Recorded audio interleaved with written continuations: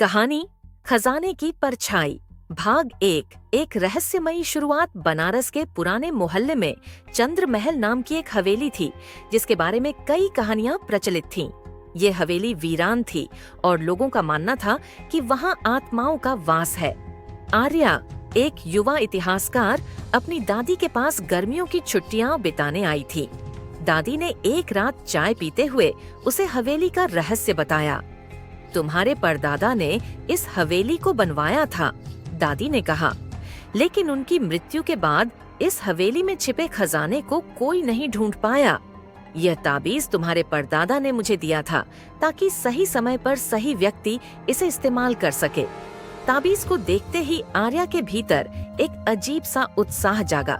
भाग 2 रहस्य का पीछा। आर्या ने अपने सबसे अच्छे दोस्त रोहन को इस रहस्य में शामिल किया। दोनों ने अगले दिन हवेली जाने का फैसला किया।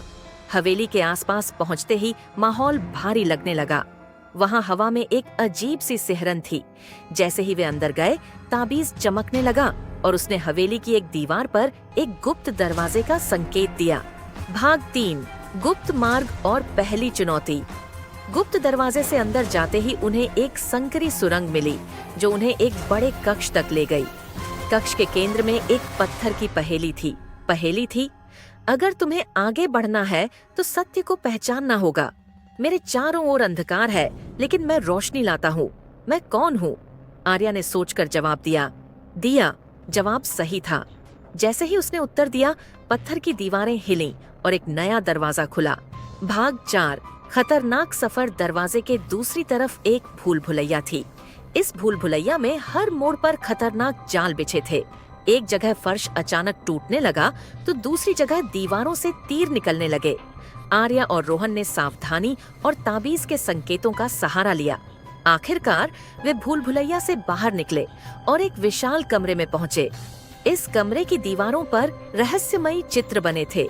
भाग 5 अतीत की कहानियां। आर्या ने दीवारों पर बने चित्रों को गौर से देखा। ये चित्र उसके परिवार की कहानी कह रहे थे। कैसे उसके परदादा ने अंग्रेजों के खिलाफ लड़ाई लड़ी थी और इस खजाने को सुरक्षित रखने के लिए अपनी जान दांव पर लगा दी थी। यह खजाना सिर्फ दौलत नहीं है, रोहन ने कहा, यह इतिहास और बलिदान की निशानी है। भाग 6 अंतिम चुनौती। कमरे के बीचों बीच एक सोने की पेटी रखी थी, लेकिन जैसे ही आर्या ने पेटी छूने की कोशिश की, अचानक एक बूढ़ा व्यक्ति प्रकट हुआ।